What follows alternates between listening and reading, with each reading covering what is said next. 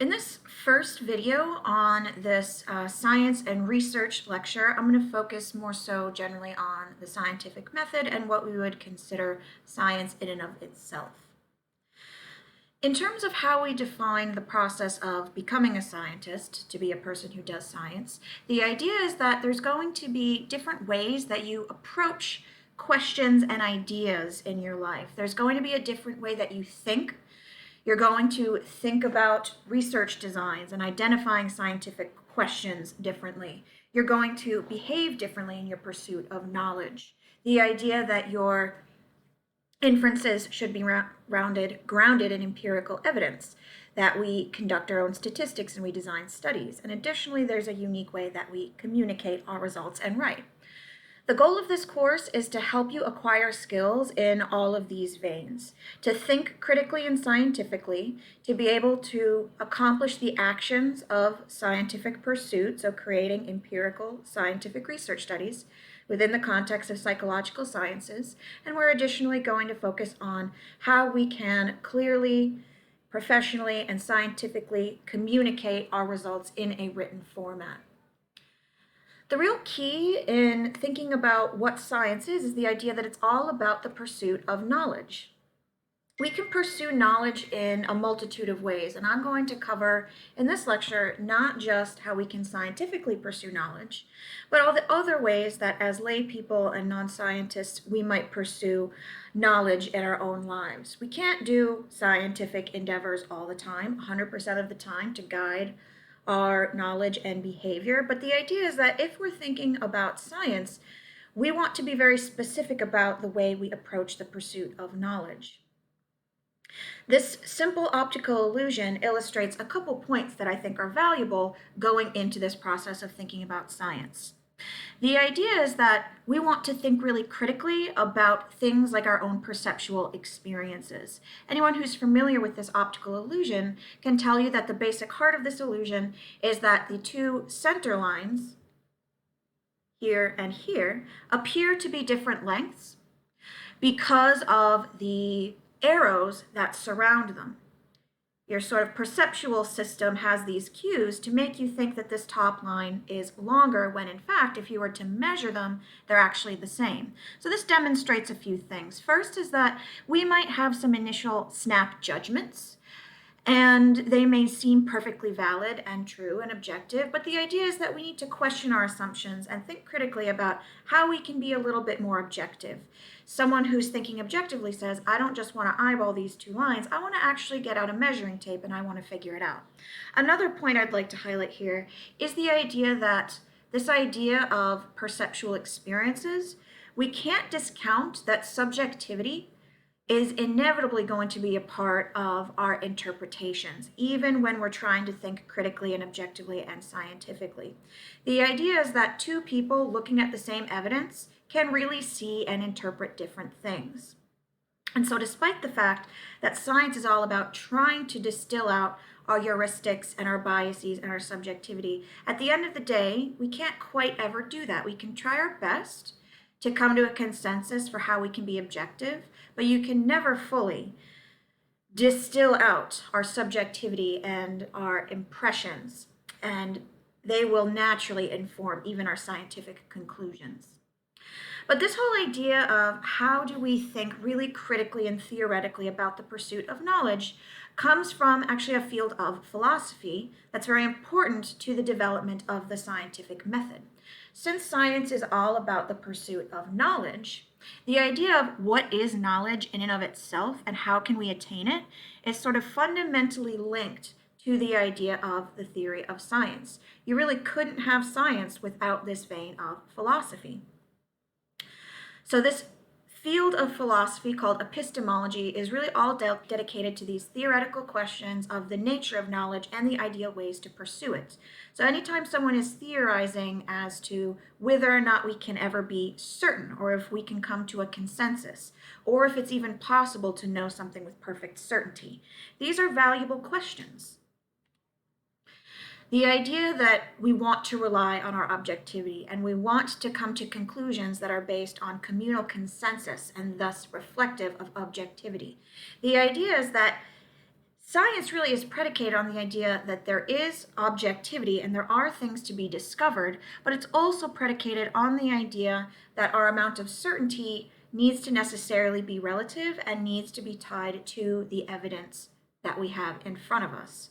So the idea is that we can try our best to come to conclusions, and science is really great at helping us come to certain conclusions based on outcomes and based on the strength of the evidence. But based on this legacy of this epistemological question, a good scientist will always keep in mind that fundamentally we can never come to a 100% certain conclusion. We can let things sort of be weighed by the strength of the evidence, but in terms of coming to absolute certainty, a good scientist needs to keep in mind that evidence can always change. Sorry, the cat and the dog are fighting. You guys, hey, knock it off. Hey, hey. They never listen to me. All right, so I mentioned that science is all about the acquisition of knowledge. Now, scientific pursuit is an excellent way to acquire knowledge, and it works fantastically well for certain areas of life where certain problems need to be solved. But it's obviously not going to be the only way that we go about life trying to figure out what to do and what we know. As human beings, we have plenty of superstitious beliefs, right? It's very common to believe in magical events, things like fate and karma and destiny and luck. And these are all things that guide our beliefs about what is true about the world.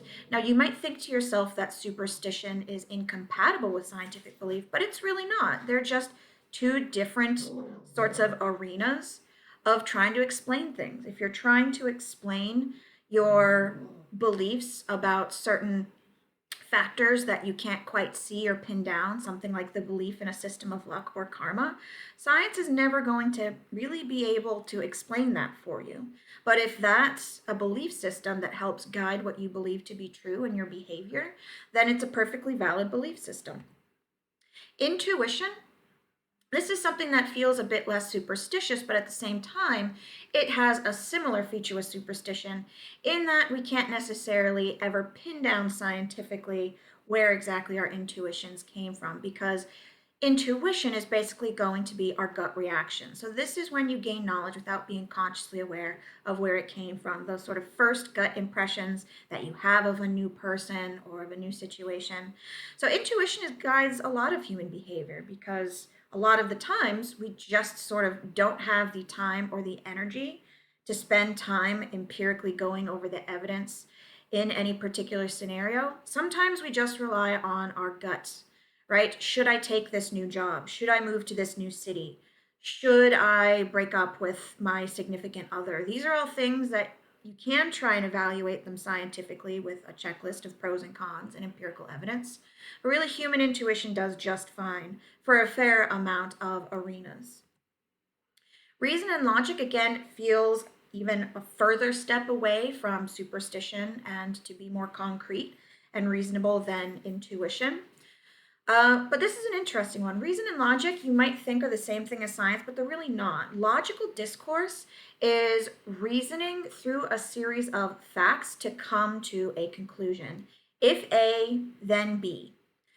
The reason logic is not necessarily the same thing as science is that it rests on the presumptions of whatever facts you take to be true. So in order for A plus B to equal C, you need to figure out whether or not A and B were even true in the first place. And so to try and come to logical conclusions, despite the fact that the sort of semantics of the logic can work, is not necessarily the same thing as taking scientific evidence into account. Common sense, this kind of goes into the same vein. The idea that sometimes we take things to be obvious, but at the same time, if you've ever heard the expression common sense is not so common, I think it's important to keep in mind that just because something might seem obvious or like it should be just naturally true to everyone or seem obvious to everyone, you really can't rely on something to be commonly held to be true when other people are coming from different backgrounds and perspectives from you. The same thing that might seem to common sense to one person might be completely non-obvious to another person. So the idea of trying to think that something is obvious and thus should be taken to be true, you typically need to take that with a grain of salt. And additionally, common sense can lead you in all sorts of different directions. All the time when people hear about scientific research, including in psychology, people will say, well, that was obvious. We should have been able to know that without doing research. Well, the idea is that it's not scientific to just say that you knew something was obvious, or to just state that something is true because you think it should be obvious. So science goes above and beyond common sense to actually evaluate the strength of the evidence. And it doesn't just rest on the presumptions of logical inference, it tries to support all of the inferences that go into the arguments. Another interesting source of knowledge that humans often rely on is this idea of tenacity. This is basically the fact that we often learn things just because we've heard them over and over and over through sheer repetition.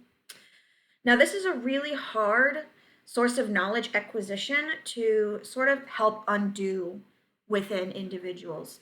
If you hear that something is true over and over and over again, even if it's a lie or it's completely untrue, it's going to be really hard to sort of deprogram people and convince them that just because they've heard something their whole life, it's actually untrue. And a great example of this from this particular study that I've linked looked at the belief that vitamin C helps prevent the common cold or diminish the duration of a common cold.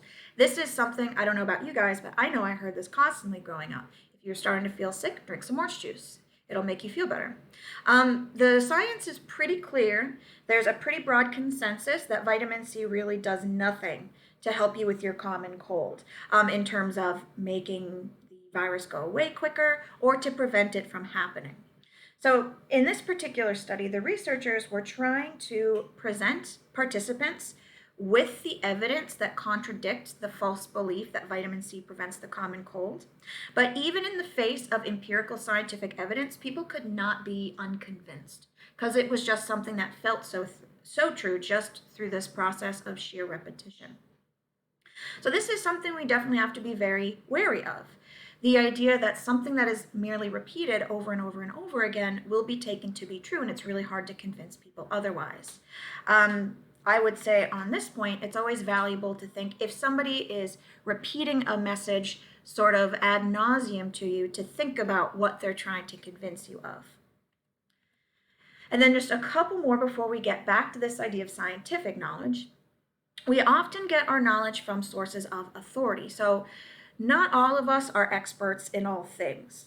So in certain veins of life, we're going to need to confer with people that know more than we do. When we were children, we probably asked our parents for a lot of advice. And if you're like me, you probably still do. Your parents, for a lot of us, are just people that are a wealth of knowledge because they're sort of authority figures on life. They've been around longer, so they've been through much more. Doctors, for example, I'm guessing none of you are MDs out there, and I'm not either. If you have a question about your physical health and well-being, the doctor is a great person to ask. Sometimes we get advice from friends or peers. We get knowledge from teachers. Obviously, at this point, you're likely taking me as an authority figure on the topic of science. One thing that I would caution you with this particular source of knowledge is that you always have to take into account who is the authority figure. Can they be trusted? Do you find them reputable? And additionally, sort of taking your own knowledge into account as well and not just sort of blindly trusting an authority figure. A great example of this is maybe if you've ever had a doctor who had an idea about a diagnosis or something that you were struggling with and an idea for medication, and you just maybe knew that the doctor didn't know what was going on with you, or that maybe they were discounting what you were going through, or they didn't quite understand. And I don't know about you guys, but every once in a while I've had this experience happen to me, and I've been right and the doctor has been wrong. So you're allowed to think to yourself, when do I start to question an authority figure? I'm not saying not to trust doctors, they are experts. But you're also allowed to consider yourself the expert on yourself. So you don't just always have to blindly accept what your parents say or what your peers do or what your teachers tell you. Obviously, using authority as a source of knowledge is great if you think that their expertise is valuable and you respect it. But you also never, in any case, have to blindly accept what an authority figure tells you. Just do your own Second, verification. Come to your own conclusion and do your own research because you're allowed to question authority sources of knowledge. And another source of knowledge that relies on some of the previous sources I've mentioned, including authority, superstition, and intuition, is going to be a religious-based source of knowledge. So religion is a formal system of trying to figure out certain truths about the world. Things like, is there a higher power? Is there an afterlife? And what does it mean to be a good person? Now, religion is by and large based on faith. People who are religious just have a faith that they sort of know in their heart to be true. Now, do not think that I'm sitting here denigrating religion. I absolutely am not. And also, do not for a second think that science is incompatible with religiosity. Most people in the world are religious, and most scientists, being people, are also religious. These are not two incongruent systems.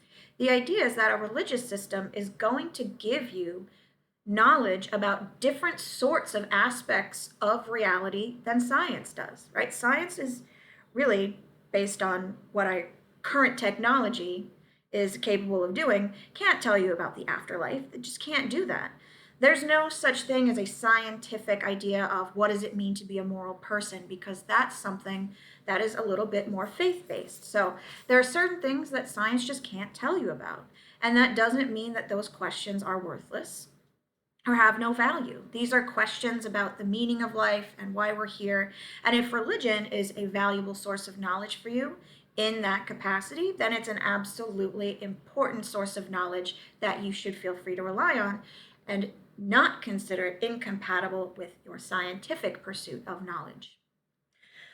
So, finally working up to something here, basically all of these sources that I've gone over thus far have been sort of just ways that humans try and go about their lives, figuring out what to do and what to believe. Science really belongs on this very same list as religion and authority. And in fact, science shares some features with some of the other knowledge sources I mentioned. But fundamentally, science is just all about learning and trying to figure out what we know. It's additionally going to be a means to an end, so solving certain problems. You know, if there's a certain disease that needs to be cured, it's probably better to go about it using a scientific, empirical, evidence-based approach if you really want to solve that problem. That doesn't mean that if there's a disease out there that you shouldn't, let's say, pray about it or use your religion as a source of strength or knowledge when facing a disease. It's just that if the particular problem in front of you is coming up with a cure, right? Science is going to be the way you want to go to solve that particular problem. In addition to being this more applied way of figuring out how to solve certain problems, science is also just a way to satiate curiosity. The scientific method is really just about setting us up to try and acquire knowledge in a way that gets us as humanly possible, close to truth as we can. Now, one thing that makes science the same as all those other sources is that at the end of the day, it's a human activity, meaning that humans are doing the science. If you're doing any sort of science aimed at people, like psychology, it's sometimes self-relevant and about us. So, despite the fact that, as I'll get into, science is really interested in empiricism and objectivity, humans are not innately capable of pure objectivity and empiricism all the time. We are naturally fallible creatures. We make mistakes and we have biases. So the same goes for scientists, even when they're reflecting about the scientific practice. It might be really tempting to say something like, science doesn't care about your feelings, it's just true. I think a slightly better perspective is to say that science is just another way that humans try to learn about the world, and it's subject to the same failings that all humans can fall prey to. Just because we're quote unquote scientists doesn't mean that we're being perfectly objective, nor are we able to be perfectly objective about the practice of science itself. Now, what is this scientific approach itself? The key features read like this. The first is systematic empiricism. So what this means is if you're doing science right, You are relying on evidence and things that you observe in the world. So you have to actually take a look outside. It's not just theoretical. And when I say systematic empiricism, that means that any of your scientific conclusions should not be on the weight of any single observation that you make. Systematic means there should be multiple observations that you take, multiple instances of data collection, and your conclusions are on the strength of what you see over and over in multiple collections of data. Science should be something that is subject to empirically solvable problems using available techniques. Like I mentioned, science can't tell you whether or not there's an afterlife because we don't have any available scientific technique for measuring that or observing that. It's just not something within the physical, tangible realm. It needs to be something that we can actually use our available scientific techniques to assess. So the fact that, for example, we have lots of great brain scanning technology, this makes things like how the brain functions a little bit more of an empirically solvable problem because we have techniques that actually helps us look at that empirically. Scientific knowledge should be publicly verifiable. Scientific knowledge should not be put under lock and key. It should not be just exclusively shared among fellow scientists. Scientific research and its conclusions should be made public, whether through the publication process that most scientists use to get their work into academic journals, or just talking about it with other people, just making your scientific conclusions and the way you attained them available to other people. Additionally, any scientific question should be something where your idea could be demonstrated to be false. If you have any sort of a scientific question where you can sort of always explain away your lack of a finding with some excuse, then your scientific questions and conclusions are not falsifiable. So any scientific hypothesis you have should ultimately be able to yield evidence that contradicts it. So as I mentioned, science being a human activity done by human scientists, the idea is that we can really fail to come to good, solid conclusions, even using the scientific approach, just by messing up at any one of these steps, right? If we only make a single observation and we take that outcome to be true, well, it could have been a fluke. If any of these fail to happen, and they can fail to happen, your science and your conclusions will reflect the mistakes that you made along the way. Some further properties of science. The actual process of doing science is going to be the acquisition of experiences and phenomena that other people can see, and we can sort of all communally confirm what it is that we see. The goal is typically going to be to either describe a phenomenon or control it. So maybe if you're an epidemiologist, you might be interested in describing the symptoms of a disease, or you might be interested in creating a cure to control that disease. Either one would be a legitimate scientific pursuit. Good science, additionally, should be done in a way that tries to make things as simple as possible. So whenever you're starting to formulate your scientific ideas and conclusions, you always want to start as simple and elegant as possible. That doesn't mean that all things that we want to explain are simple. Some scientific theories are complicated, but the idea is that they shouldn't start complicated. So this pragmatism is the idea that we should seek to boil down the phenomena we observe in the simplest way possible and only make things more complicated if our simpler ideas are untrue. Some properties of a scientist, because the process of science being so rigorous and difficult and time-consuming means that there's really a certain kind of person that excels in doing that kind of work. One feature of a good scientist will be an innate curiosity, so a desire to learn and the desire to just acquire knowledge for its own sake. A lot of the best scientific breakthroughs and discoveries were just about the simple desire to learn and understand something. A good, healthy dose of skepticism, so the idea that you want to challenge old ideas if they appear not to be relevant or true anymore. In doing so, sometimes scientists have ended up being controversial or polemic because of upsetting pre-existing power structures that had their own ideas about what was true about the world. So really famous examples of this, for example, Galileo, who was famously excommunicated from the Catholic Church because he had evidence to indicate that the earth actually revolved around the sun. Now, the Catholic Church, part of their dogma was that the earth was the center of the universe, and as such, the sun revolved around the earth. Now, Galileo's evidence found that this was mistaken, that despite the fact that when we on earth look up into the sky, we see the sun appear to revolve around us, his evidence contradicted that, and in fact, it's the other way around. This was so upsetting to the dogma of the Catholic Church that he was excommunicated. So this upsetting of old authorities whenever the new scientific breakthroughs challenge the pre-existing knowledge structures has often led scientists to be vilified and scientific research to be vilified. Someone who has a mind that is sort of open to recognizing when something interesting pops up, even if it wasn't what you were expecting. A famous example of this being the discovery of penicillin. A link here to some interesting fact checking on the history of penicillin. Alexander Fleming did not actually create the penicillin vaccine. He did make the initial discovery of finding that certain molds inhibited bacteria growth, but if you read there's an interesting history where the actual development of the vaccine was a much more in-depth process than that.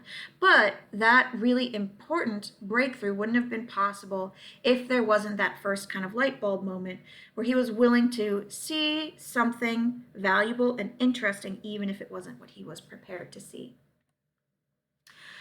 So I want to, towards wrapping up this section of the Science and Research lecture, I'd like you guys, wherever you are right now, to think about any of this list of sources of knowledge and think about some of the pitfalls of trusting any one of them too wholeheartedly, right? Of course, any source of knowledge can provide valuable information, but a potential pitfall of trusting any of these sources of knowledge too much can range anywhere from coming to a mistaken conclusion, to not looking after your own health or well-being, to some really broad-scale societal mistakes. So any pitfalls you can think of, maybe a couple from this list, what might be a pitfall of trusting too much in authority or in religion or in your own intuition. Just think about how believing too much in any of these sources might be problematic. And science is on that list because, as I've alluded to, science itself is not free from human biases and mistakes. Science is done by people who can make mistakes and have mistaken notions. So the scientific method is really all about trying to minimize our errors, but what might be a pitfall of trusting science too much? Maybe if you trust experts just because they have a certain degree, that might be problematic because that's sort of tapping too much into that authority heuristic. So you're allowed to think about how you can be critical about the scientific method, as well as any of the others from this list. Now, additionally, I messed up my animation. Anyways, ignore the right side of the screen for now. On this note of thinking about the pitfalls of trusting any of those sources of knowledge, I want to take a moment to talk about some of the major historical examples of science producing some really awful and prejudiced works. In terms of the question of can science be prejudiced, yes, I believe it can. Now, the science itself, maybe not so much, the actual data and the evidence, not so much, but our impressions, our interpretations of it, of course can be. So I think that science can absolutely produce some really prejudiced findings. Now, one term that captures a huge failing of the history of some pretty famous scientists is a term called scientific racism. So this is the idea that there have been some pretty awful historical instances of people using pseudoscientific or kind of garbage science to justify their pre-existing racist beliefs. And there's been a lot of pretty upsetting examples of this throughout history. There's been plenty of examples ranging from phrenology to the more modern conception of the intelligence bell curve that really try and doctor up some pretty disgusting racist and prejudiced beliefs with the veneer of scientific legitimacy. The important thing to note is that just because someone claims that they have empirical evidence and that their conclusions are data-driven, well, the fact is that data and analyses, They are always going to have to be interpreted through the filter of your own beliefs. And as such, if somebody is looking to justify their racist beliefs, they're going to be able to find some quote unquote scientific evidence to do that. Now, that doesn't mean that there's actual scientific basis for racism. This is really just a way that racists try and dress up their racism by making it sound legitimate by using a bunch of dumb, contrived evidence and scientific jargon. Here's some examples of how this can actually play out. One massive example that I think is pretty disturbing in how there can be a quote unquote scientific veneer to really racist and discriminatory beliefs and behaviors is, for example, how we define mental illness. So, mental illness is all about diagnosing a pattern of symptoms. The idea is a single doctor can interpret a symptom differently in different people depending on their biases. So one example of this is that schizophrenia is much more likely to be diagnosed in Black patients than in Hispanic or white patients. The same symptoms in a non-Black person might be seen as something like instances of depression. So if you look at the rates, holding constant things like background characteristics and demographics and number of psychotic symptoms, Black individuals are much more likely to be diagnosed with the much more serious mental illness of schizophrenia than some other related, less serious illness. So there's definitely the possibility for racism to infect the way that we interpret people's behavior in a diagnostic context. And an older historical example to demonstrate how the history of psychiatry and our understanding of mental illness can be infected with racism is the idea that there actually was an official diagnosis, not in the DSM, this is before that time, but there was scientific talk of a quote unquote runaway slave syndrome called drapetomania, whereby certain doctors tried to use pseudoscientific explanations to understand why slaves tried to run away from slavery.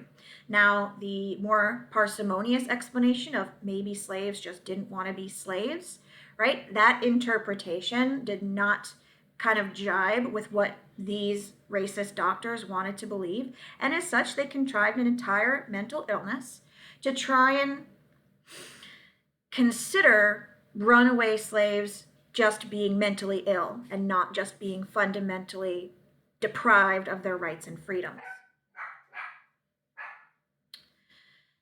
A couple other examples, like I said, the animation that I forgot to do gave this away, but here are a couple more examples from the history of science that are extremely problematic.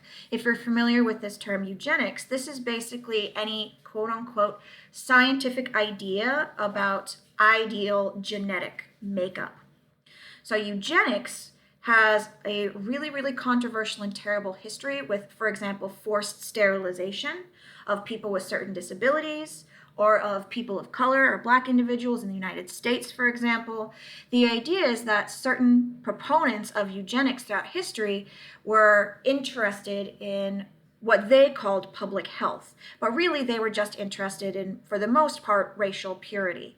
And as such, forced sterilization and legalized forced sterilization and interracial marriages being illegal. This is all the pernicious history of this pseudoscientific field of eugenics. So this is a fundamentally prejudiced and racist legacy of science.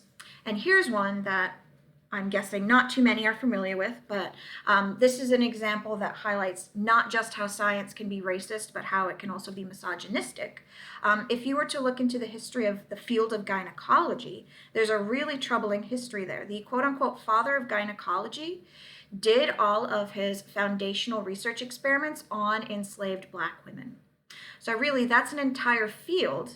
And obviously the findings are important, and the instruments he created we still use today were founded on a really racist approach to ethics in scientific experimentation. So we're going to talk more about research ethics later this week, but basically the narrative throughout all of these examples is that science, of course, can produce some really awful, prejudiced, and discriminatory outcomes if the people doing that science have those sorts of beliefs.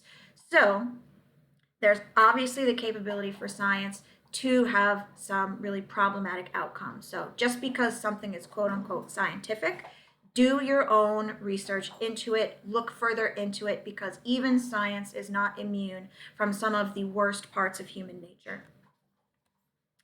And then lastly on this point, in terms of being able to trust science, obviously I'm going to say the answer is yes, but at the same time, keep in mind that there exists what we call the bias blind spot. This is the idea that we're all freely willing to admit bias in other people, but we're loath to admit that we ourselves are biased. And I think scientists have this same bias blind spot. If something sounds scientific enough, we scientists are likely willing to give it a pass.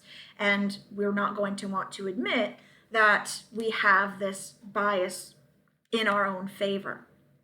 So always make sure that you're thinking self-critically about whatever biases you have. And then lastly, one point that's taking a little bit more of a step back. This process of scientific empiricism, like I mentioned, is meant to be systematic. And as I said, that means that it's sort of constantly ongoing. Our conclusion should never be on the strength of a single observation. It should be on the strength of continued and continual empirical data collection. So this yields an interesting facet of science, which is that at a certain level, we're really never done learning. Science can really continue on forever because we're really never done making sure that we've accumulated more and more evidence. If you're someone who likes really cut and dry answers, this might be something that bothers you and you don't like the idea that there's not rigid black and white yes or no answers. But if you're someone who has a sort of innate curiosity and a thirst to learn, this continuity of science is hopefully something that makes you excited about learning. Okay, I'm going to stop this particular portion of the lecture here and pick back up with research production and consumption.